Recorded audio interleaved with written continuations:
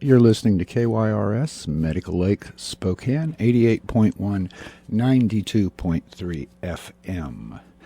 It's 3 o'clock Wednesday. That means it's time again for Long Waves with Gary Krug.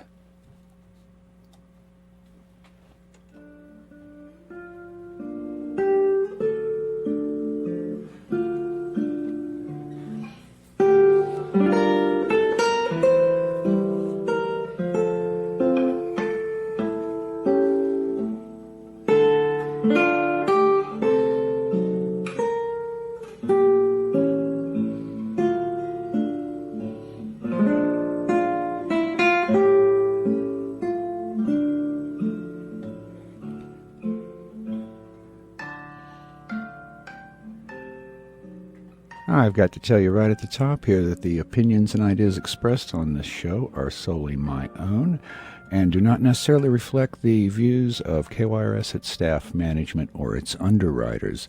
Thanks for tuning in today.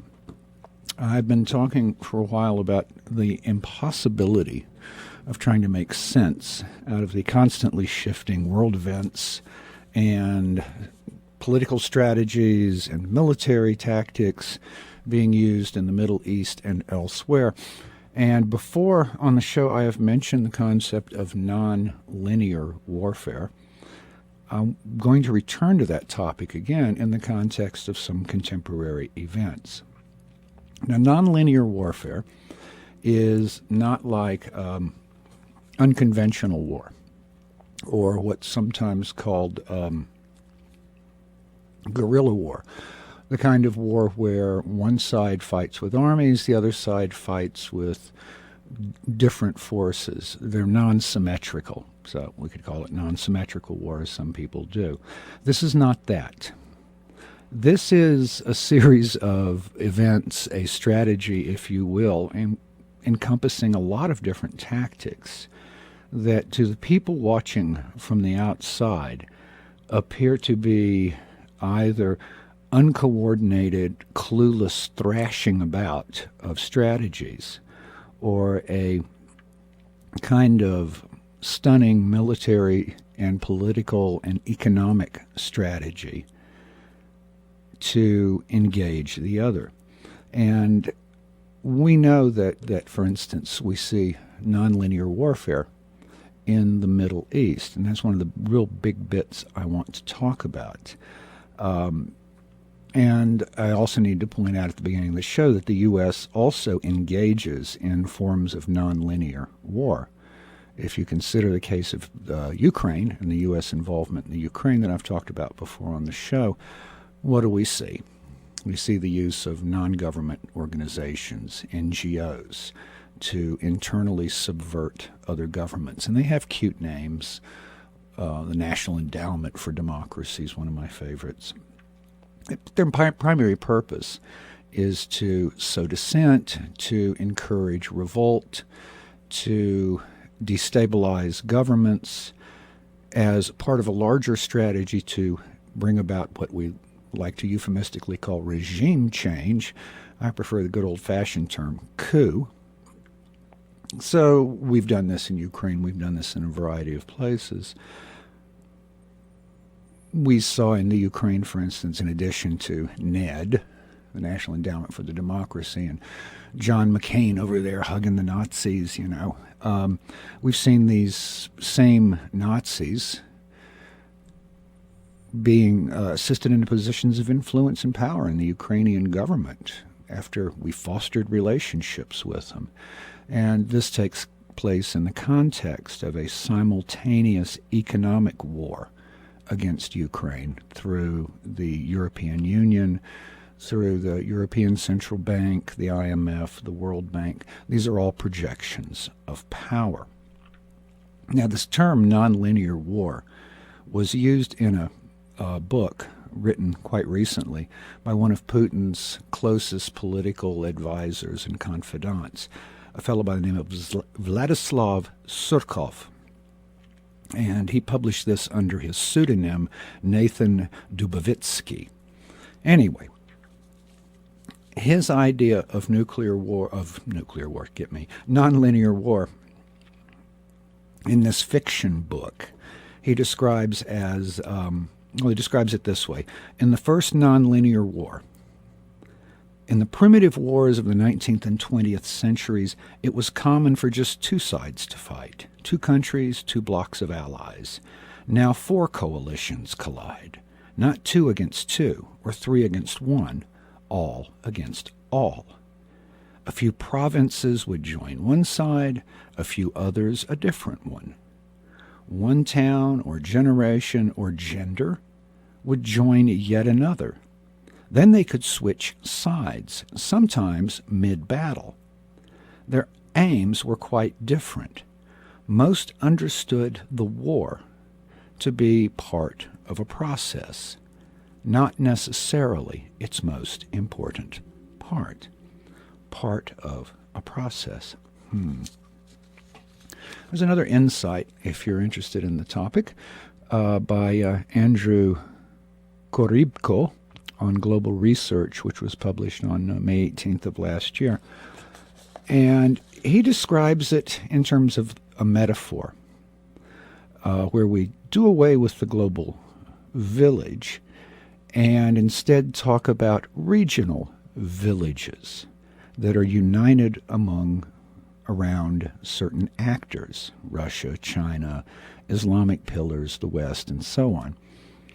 So this is his running metaphor about how nonlinear warfare works, these regional villages. I'm going to quote a little bit here.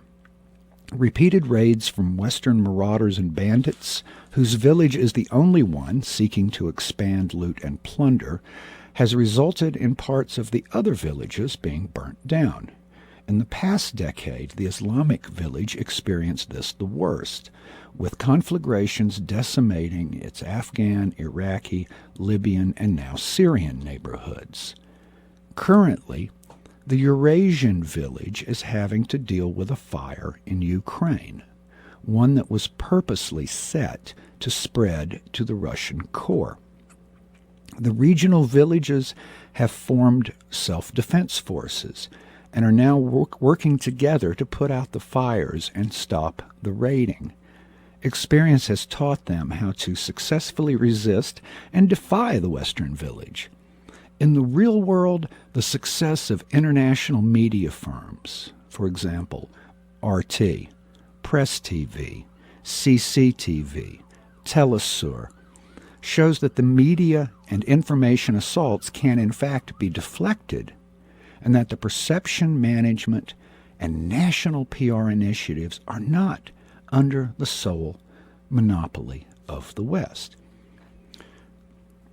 When not marauding and raiding, the Western village also tries to infiltrate the others via NGOs, non-government organizations, and color revolutions. The Orange Revolution, the Green Revolution, the Red Revolution. We've had all these, right? Once it flips some members of the village and or installs its pick as village leader, these turncoat individuals can open the gates from within, promote mutiny, and lead to the annexation of the village into the Western-dominated, expanding sprawl. So this is one way to think of what's going on in Ukraine, that there's one village, the Western village, the United States and the EU, which is raiding, if you will, the Eurasian village, Ukraine and Russia. And this is a metaphor that expresses pretty clearly the Brzezinski doctrine, the controlling the Eurasian Balkans, and using NGOs to do it, non-government organizations. We see a history in the West, and I'll quote Karibi again, of promoting militarized proxy groups to carry out its policies. This is most clearly seen in Kosovo, Afghanistan, Iraq, Libya, and Syria. And you mix this nonlinear war with a little bit of linear war, where you send in conventional forces as well. And this is what we had in Iraq. And after all, things worked out so well in Libya, where there'd been a militarized destabilization that came to fruition with the NATO bombing of Libya that destroyed any effective government or infrastructure in the country. And the same technique was tried on Syria. But Russia intervened and messed up the plan there. So in the context of all this, we see a strategy where one takes a whole range of techniques: destabilization internally, bribery, threats, economic warfare, and a little real warfare if you can manage it, if there's no stronger person there, if it's not going to be too bloody to pull off. And the end of this is what? Well, what it always is: power, control, the extension of one's aims and ambitions onto another people. And just today, the 11th, we have our very own President Obama, who's gone to Congress to actually ask the lawmakers to give him war powers, new war powers, not the Bush war powers, new war powers. And President Obama said, and I quote, "The so-called Islamic State of Iraq and the Levant, ISIL, poses a threat to the people and stability of Iraq, Syria, and the broader Middle East, and to U.S. national security." I mean, this is his opening statement. Wait. It poses a threat to the stability of Iraq? What stability in Iraq? There hasn't been any stability in Iraq since Saddam Hussein was taken down. Syria? Suddenly the U.S. is concerned with the stability of Syria. I thought we were engaged in regime change in Syria as well, to remove the evil Assad, although there seems to be a pivot taking place on the U.S. view of Syria, which I'll get to in a little bit. Anyway, to continue with Obama's statement, it threatens ISIS, threatens American personnel and facilities located in the region, and is responsible for the deaths of U.S. citizens, If left unchecked, ISIL will pose a threat beyond the Middle East, including to the United States homeland. A threat to the U.S. homeland. My goodness. He goes on to say his draft of the authorization for use of military force would not authorize long-term, large-scale ground combat operations. Local forces rather than U.S. military forces should be deployed to conduct such operations. And one must wonder whom exactly he is referring to when he says local forces, certainly not the Iraqi army. One can only wonder what exactly he's referring to here. He says it'll only last for 3 years. It would also authorize the use of U.S. forces in situations where ground combat operations are not expected or intended, such as intelligence collection and sharing, missions to enable kinetic strikes — I think that's bombs — or the provision of operational planning, la-di-do-da-day.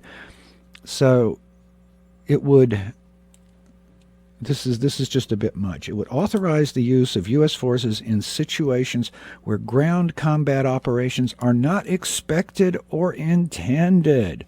They might happen, golly gee. You know how things can go wrong, especially if you're baking a cake. But this is his proposal. And it's a little bit clever of the president to suggest this. Just a little bit clever, because it suggests a couple of other things as well. It suggests, on the one hand, that I've got my pages out of order here. Here we go. It suggests that, Congress is going to end up owning part of this, right? So it's not going to be just Obama's war. It's going to be, Congress is going to have their fingerprints all over it. So this is entertaining. The 3-year time limit's interesting. It's not a surprise that he mentioned no long ground war, but as I just pointed out, he keeps the option open because, we didn't anticipate war, but here it is. And his mention of Syria, as I said before, is interesting. Another place where I've seen an interesting subtle change in reference to Syria is in Reuters, the news organization Reuters reporting, which has taken lately to referring to Syria as a government and not a regime, because you can do regime change, but you certainly can't change governments. Governments are good and legitimate. Regimes are temporary, illegitimate, and autocratic. Are they not? So anyway, let's dive in and look at how the people in the Middle East are playing out some of this nonlinear war. This is from Moon of Alabama, and this is a little hard to follow, but stay with me. Syria's army gained ground from the rebels in the south on Tuesday in a large-scale offensive backed by Lebanese Hezbollah fighters, including insurgents from al-Qaeda's Syrian wing. This is interesting. So Syria has Lebanese Hezbollah fighters as well as al-Qaeda's Syrian branch taking place in fighting ISIS. This is very strange. The southeastern triangle of Syria between the Golan and Deraa had been taken by Jabhat al-Nusra, disguised as moderate rebels, with the help of the Israelis and the U.S.-dominated operations room in Jordan, which distributes the weapons Saudi Arabia and others supplied. The current Syrian government operation is aimed at rolling back the Jabhat al-Nusra attack, if possible, down to the Jordan border. It's supported by Hezbollah and possibly Iranian fighters, who will likely do most of the work on the Golan Heights. I'm sorry. This all seems very strange and confusing. Who exactly are the good guys and the bad guys in this scene? Weren't we against al-Qaeda? And is Hezbollah fighting al-Nusra, Jabhat al-Nusra? And who exactly is who? And we've seen these shifting allegiances, especially in Syria and in Iraq, where yesterday's friend becomes tomorrow's enemy and vice versa. It's just a little bit mad. Just a little bit mad and crazy. It's especially mad and crazy considering that it was just released that Newsweek had held on to a story for a while, was scooped by the Washington Post, and the story was that in 2008, the CIA and Israel killed a senior Hezbollah official named Imad Mughniyeh, killed him with a bomb. So 2008, we can kill Hezbollah, and in 2015, Hezbollah are sort of friends with us? I don't know. It's very, very, very strange. So if we think of it in terms of traditional allies and treaties and agreements and whatnot, obviously the people in the Middle East aren't playing this game.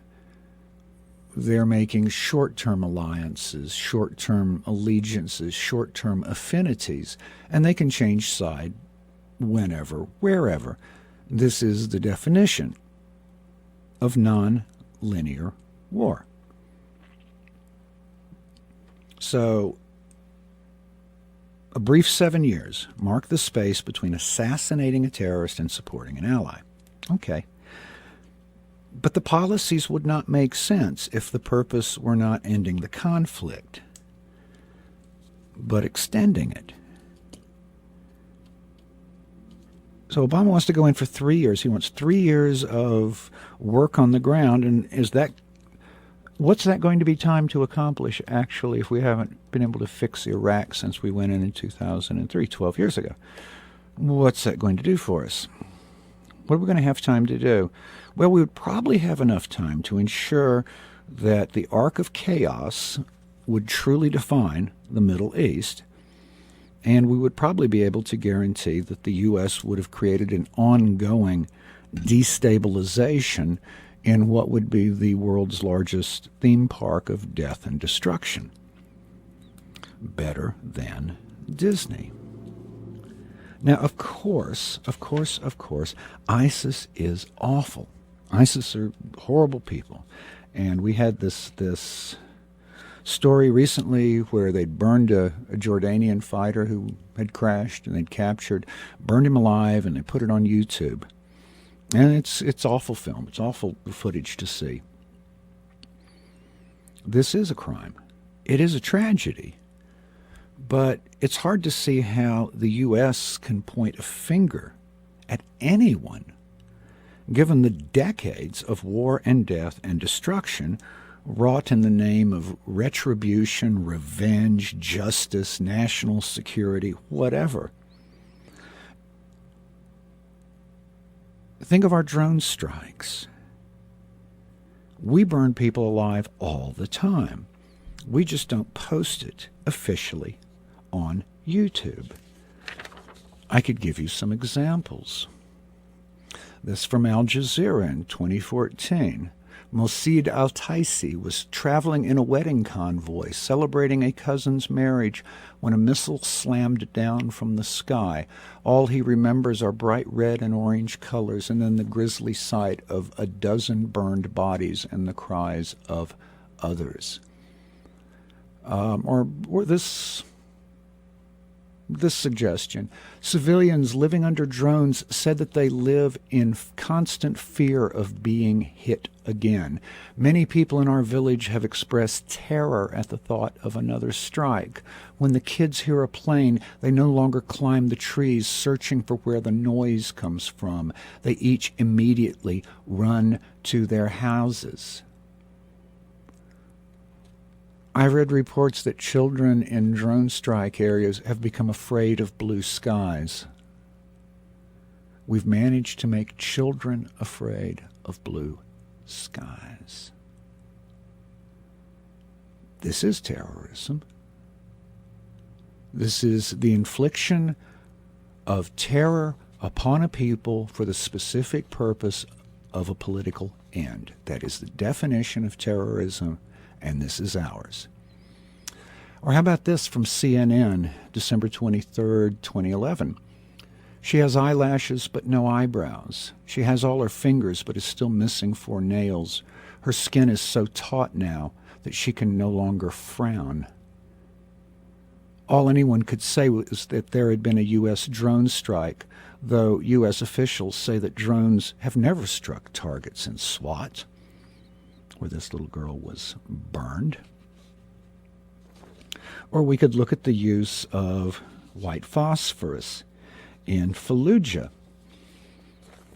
And for a long time, the U.S. denied that it had used white phosphorus against civilians in Fallujah, but it's pretty undeniable now. The Independent examined the available evidence and wrote, quote, white phosphorus shells were fired at insurgents. The reports from the battlefield suggest troops firing these white phosphorus shells did not always know who they were hitting, and that there remain widespread reports of civilians suffering extensive burns. And white phosphorus is a particularly nasty substance. It melts the skin. And even a burn on a small part of the body can kill the person because the phosphorus begins to interact with bones. And back in the day, back in the 19th century, when they used to make matches in factories where women would work, there was a condition called phossy jaw, where simply by inhaling the fumes of phosphorus for not a terribly long period of time, the phosphorus would begin a reaction with the bones in their faces, eventually dissolving them. Phosphorus burns flesh all the way to the bone, and it doesn't work to put water on it. And then we have the use of napalm in Iraq, which the U.S. denied using for a very long time. Pilots describe how they dropped massive fireballs on Iraqi forces as Marines battled toward Baghdad. These were Mark 77 devices. Colonel Alice, colonel in the U.S. Marines, I believe, added that napalm had a, quote, big psychological effect on an enemy. The generals love napalm, he said. We also have evidence of our ally, our good, close ally, Israel, and its use of white phosphorus, both in Lebanon and in Gaza. This is from Haaretz, 2006. Dr. Hussein Hamoud al-Shel, who works at the Dar al-Amal Hospital in Baalbek, said that he had received 3 corpses entirely shriveled with black-green skin, a phenomenon characteristic of phosphorus injuries. 2009, this is from the Human Rights Watch, Israel's repeated firing of white phosphorus shells over densely populated areas of Gaza during its recent military campaign was indiscriminate and is evidence of war crimes. The report went on to say, quote, in Gaza, the military didn't just use white phosphorus in open areas as a screen for its troops. It fired white phosphorus repeatedly over densely populated areas, even when its troops weren't in the area and safer smoke shells were available. Burns on less than 10% of the body can be fatal because of damage to the liver, kidneys, and heart. Infection is common, and the body's absorption of the chemical can cause serious damage to internal organs as well as death. We burn people all the time. We even redesigned the Hellfire warhead with this powdered aluminum substance, which scatters and then ignites. And it creates a very sharp shock, a bariatric shock that crushes the lungs, that ruptures the intestines, and if you're in the right place to it all, it can also burn you very, very badly. So we find a lot of burn victims associated with these drone strikes. Yet, we get outraged because it's politically convenient to when ISIS burns a Jordanian pilot. We burn people alive, we just don't put it on YouTube. And when somebody does put it on YouTube, when someone leaks a picture, we send him or her to prison. We just don't show anybody else. We don't want anybody else to see it. The hypocrisy is galling. But it does contribute to this nonlinear warfare, another part of which is to present multiple versions of reality to the world and to American people. That's one of the reasons the press is so strongly controlled in the country, is to keep this one version of reality droning in people's heads. That's why we've seen such attacks on Russia Today, RT, from the U.S. media, from the U.S. government, calling them a terrorist, associating them with terrorism. We can't see alternate visions. We just can't do it. Not allowed to see these things. So, part of the war is control of information. Maybe the first part of war. Certainly a huge part of war is control of the media. You've got to manipulate people's minds. If you're just joining us, you're listening to Long Waves with Gary Krug, and I'm trying to make sense here of the policies and actions taken by the U.S., by ISIS, by Al-Qaeda, by Russia, by others, that seem completely contradictory and without plan.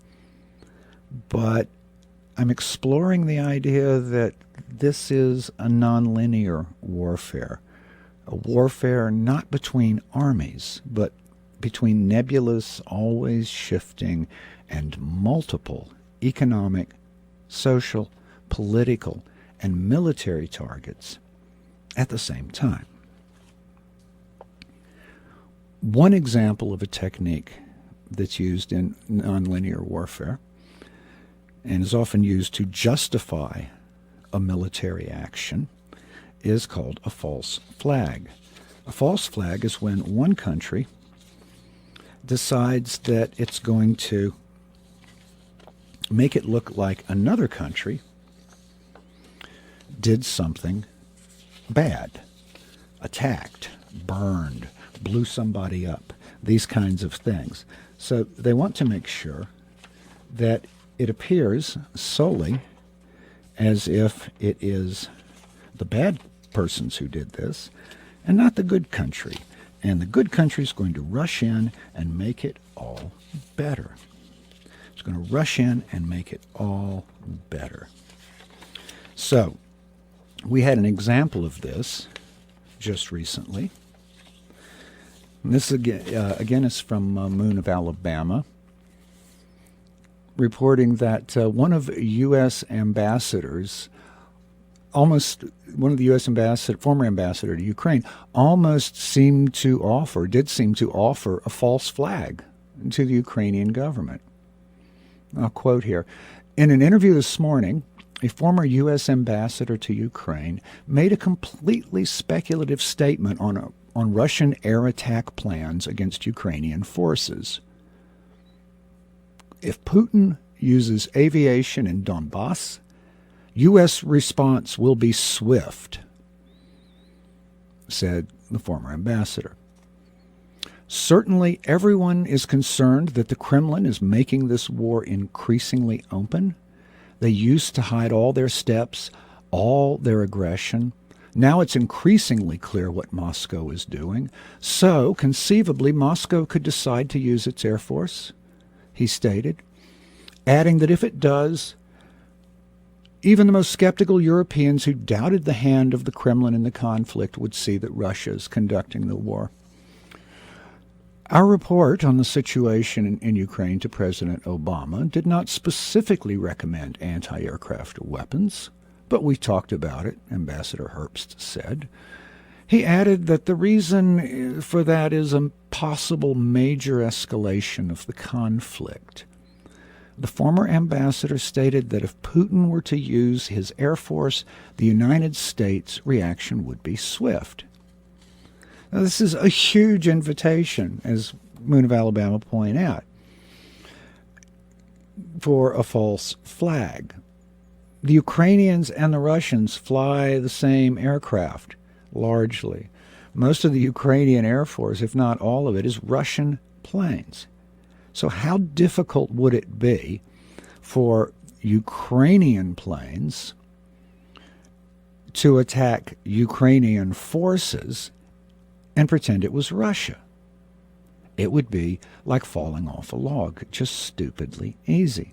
So they could use Ukrainian planes, even paint a little red star on them, and send them off to attack a Ukrainian target. Ukrainian civilians would be perfect, excuse me, and then blame the Russians.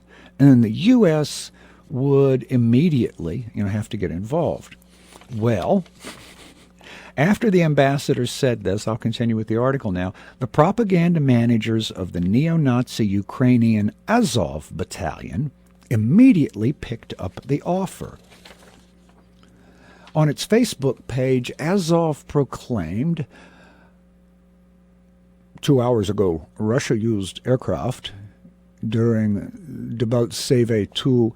Su-25 attacked the position of the 40th Battalion. And there were a series of these reports. Russian aircraft attacked the Ukrainian SRO. 2 Su-25, a Russian Air Force, 20 minutes ago, inflicted airstrike on positions.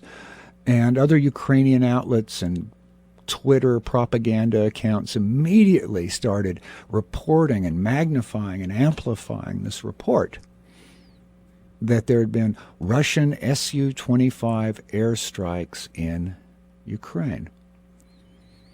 And then they can start saying, we're getting more and more reports, because they are. It's the same reports. They're just being amplified and repeated. More and more reports in Ukraine that Russian forces attacked Ukrainian positions. Moon of Alabama again. But they were unlucky.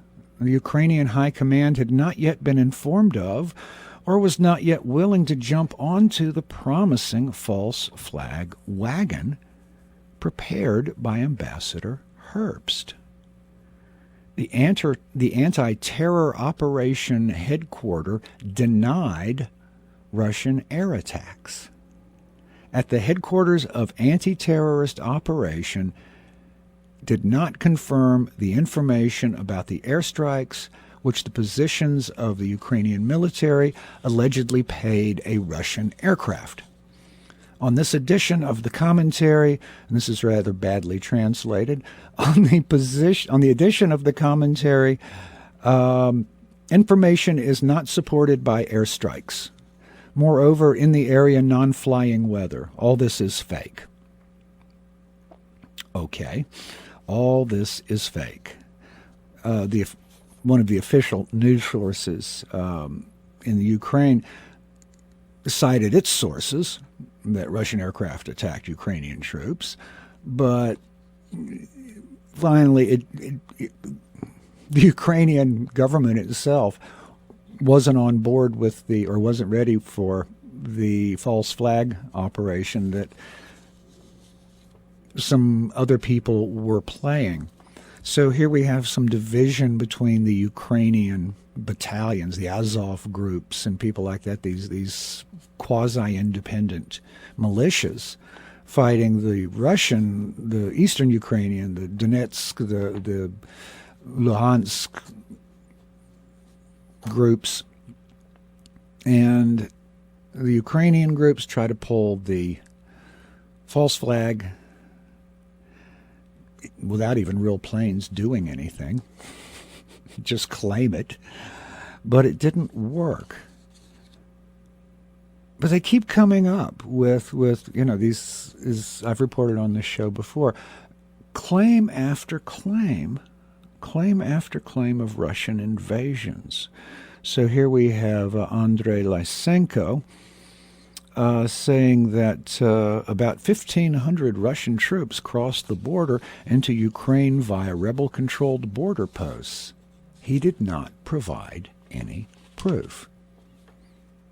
It's funny how even the Associated Press now emphasizes the lack of proof when Ukrainian officials claim another big Russian army invasion just happened.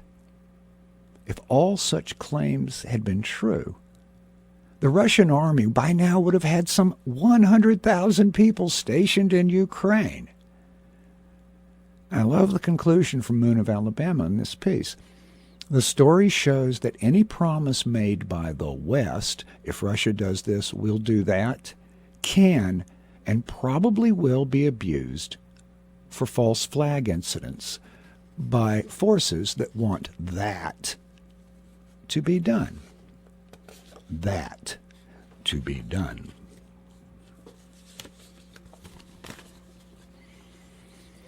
Well, the timing of this whole false flag flap is particularly interesting extremely interesting to me because it's just at the moment that the Ukraine is under an enormous amount of pressure. The hryvnia, the Ukrainian currency, dropped 50% in 2 days. The country is not even on life support. Economically, the country is dying. It can't be saved without drastic interventions, and none of that seems to be happening. So the Ukrainians aren't in a strong position there. And the other reason someone might want to give the U.S.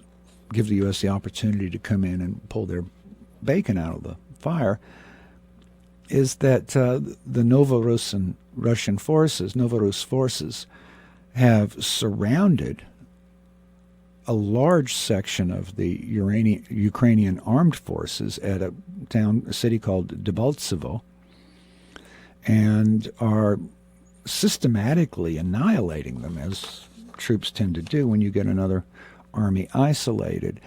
This could be a quarter to a third, maybe more, of all of the fighting forces Ukraine can muster right now are trapped. So why a false flag now? Ukraine really needs an intervention, and they are desperate to avoid negotiations that would involve Russia. And there's a strong possibility that they're being encouraged to avoid negotiations that would involve Russia at the suggestion, at the pressuring, at the guidance of the U.S. government. Right? It was the former ambassador to the Ukraine who explained the U.S. would intervene if the Russians used Air Force. So this makes sense. The war in Ukraine is a military and economic debacle. Ukraine has no money, and what little money they have, they're trying increasingly to pledge to the military. Sounds like us, doesn't it? There are figures of 6,500 dead, but casualties are universally acknowledged to be much higher in this conflict. Most of them are civilians. So this is not going swimmingly for anybody over there. So the Ukrainians, of course, would want to avoid negotiating if they could. They would want to get the U.S. or someone to step in and take care of things for them. But that doesn't seem to be happening for them. It doesn't seem to be, they don't seem to have the nous to get the U.S. to pull this off. So what then will be the outcome? Well, we'll get to that in a minute. But I was reading a piece on Salon by Patrick Smith, and he said he was speaking with the head of one of the largest companies in Europe, and he said, the CEO of this company said, it is urgent for Europe to bring Obama and the people making the decisions behind him back to reality. I'm referring to Ukraine. If not, this will spiral first into a financial collapse, which will slam into all of Europe. Then who knows where it goes after that? Everywhere, far-right nationalist forces are building. Look at the last U.S. congressional elections and think what is coming. Will America ever have a more nationalist Congress? Le Pen would be right at home in this crowd. Le Pen, of course, is the head of the French far-right political group. Le Pen would be right at home with this crowd. Of course, the course we are on now is folly. Can't they see that? And Smith suggests that they can't see this in Washington. He says, quote, we witness the single most reckless, destructive foreign policy this administration has yet devised, comparable in magnitude to Bush II's decision to invade Iraq in 2003. And he may well be right in that. Or it may be that the Americans do get it. They do get how perilous the situation is, and it's all part of the game, the great game.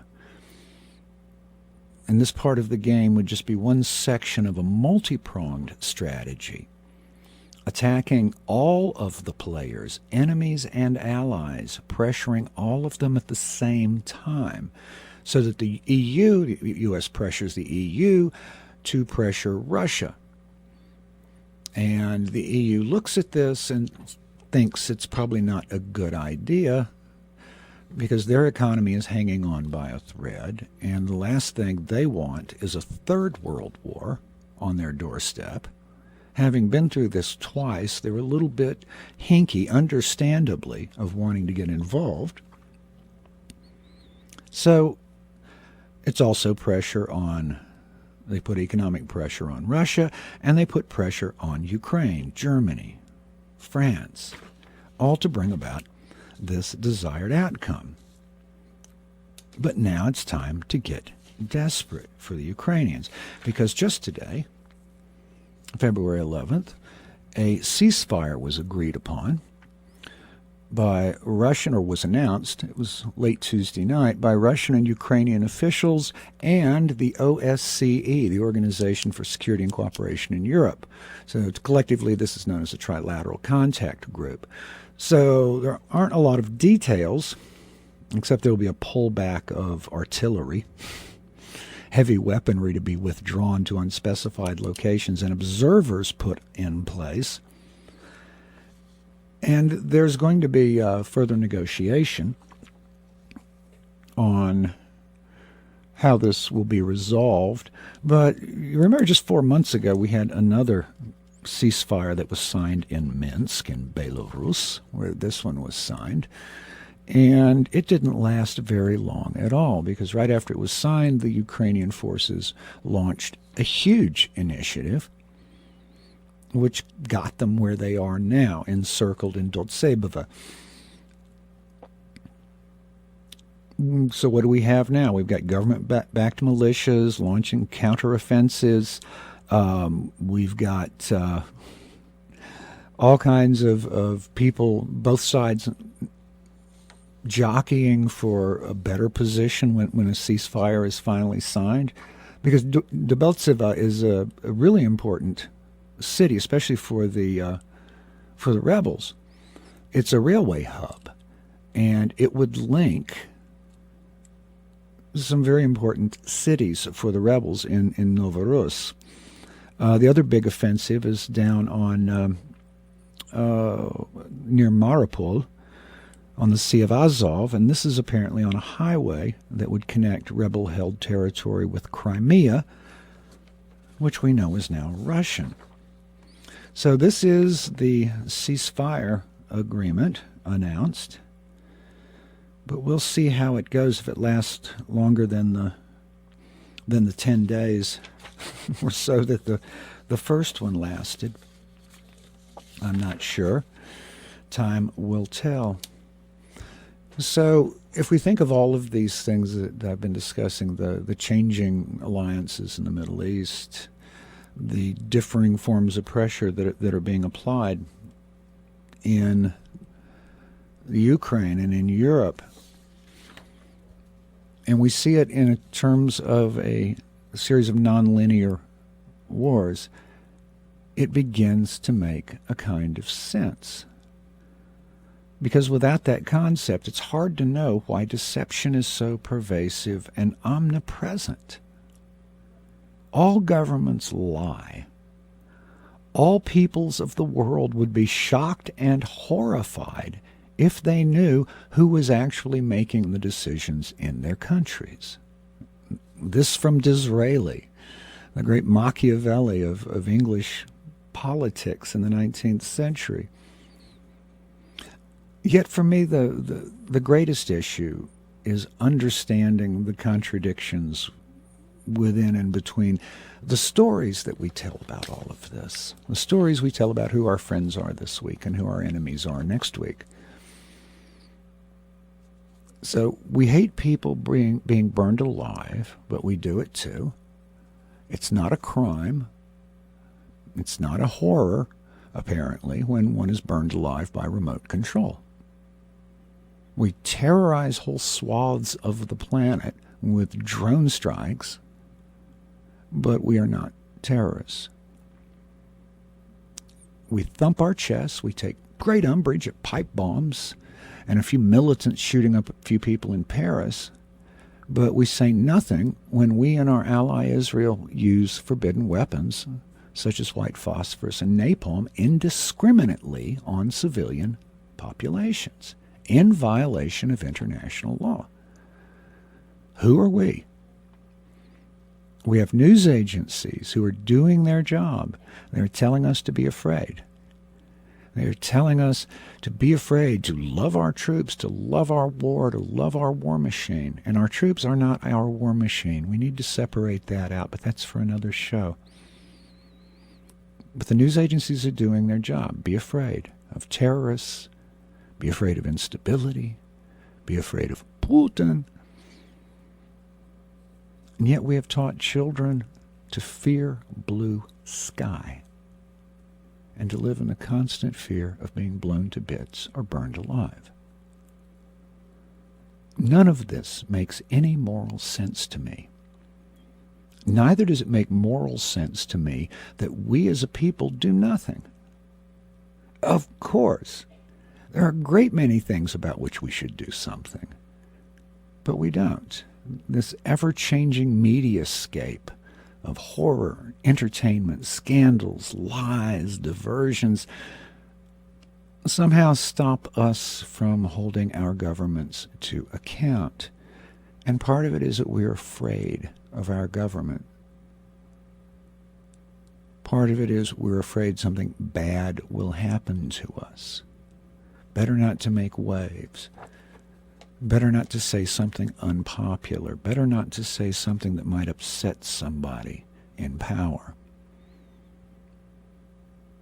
And we don't like to admit it, but there's a great fear of retribution from our own government in this country.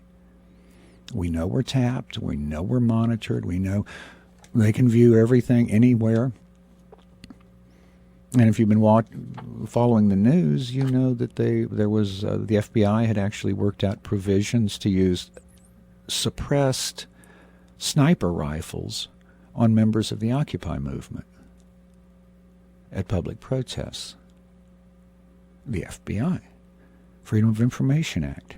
This stuff is available. So there's some good reasons to be afraid, but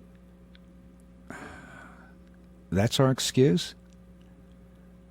We want to say we just don't know? As the Germans at the end of World War II said they didn't know about the concentration camp a block away? This is our excuse? That we don't know about the white phosphorus, the drones, the false flags, the assassinations? This is our excuse? We don't know. Well, here's a question. Has the technique of nonlinear politics succeeded so thoroughly that we are now absolved of responsibility because we don't know? The rest of the world is busy. It's taking sides. It's making allegiances. It's forming various kinds of resistance in its own versions of nonlinear war. We're seeing this in the Middle East. It's like whack-a-mole.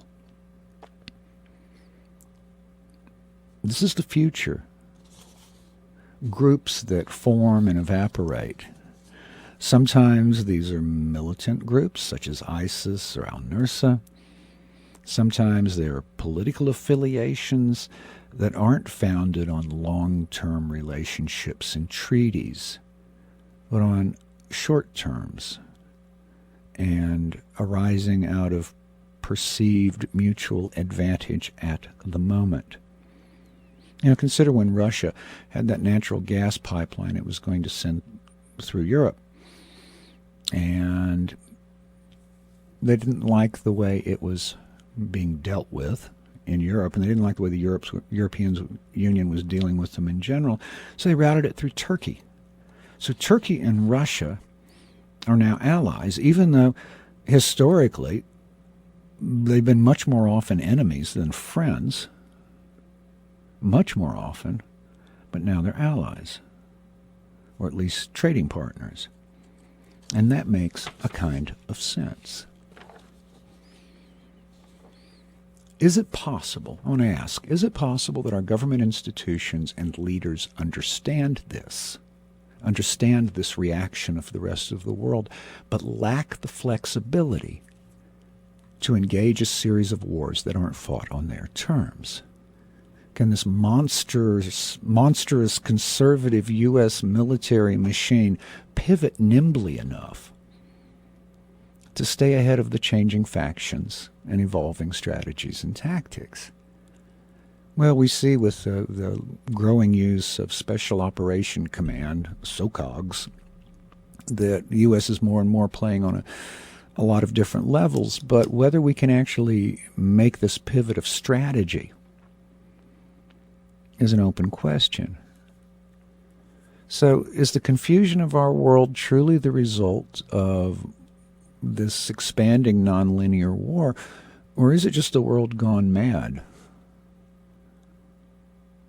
I'm not entirely sure, and I'm not entirely sure either which terrifies me more. But we can say that the world is reacting to the U.S. with a non-linear strategy. And as Korybko noted in the piece I cited at the beginning of the show, there are currently multiple liberation struggles playing out in the Pandora's box setting of Western-led postmodernism. This is not a new page in the old historical story, but an absolutely new edition that is being written. The rest, absolutely diverse in their identity and overall mission, are coming together to stop the Western steamroller. They must work together to repel its aggression and safeguard the right to practice their identity and move forward with their historical mission as they have individually deemed fit. These villages don't want to raise the Western ones, so to speak, but they understand that the West will raise them if they can't be annexed. In this manner, they are engaged in a do-or-die struggle. At no time before in their histories has the situation been more dire. The rest of the world is slowly coalescing into providing a unified front against Western menace, hoping to neutralize the Western raids and incursions so that they, once more, can go about their civilizational business in constructing and solidifying their societies. It's always a bad thing when the rest of the world gangs up on you, but isn't that what we as a people should be about? Constructing and solidifying our society rather than trying to destroy everyone else's societies and lives and cultures. Why are we so obsessed with controlling the world? Only madmen or fools would even try. You've been listening to Long Waves Radio with Gary Krug. I thank you for listening today. Long Waves is broadcast on KYRS Medical Lake Spokane, 88.1 and 92.3 on your FM dial, which you're listening to now. I'll be back next week. Until then, try to figure it out. Email me at KYRS. It's longwaves@kyrs.org. Find us on Facebook. Long Waves Radio. Till next week. Bye now.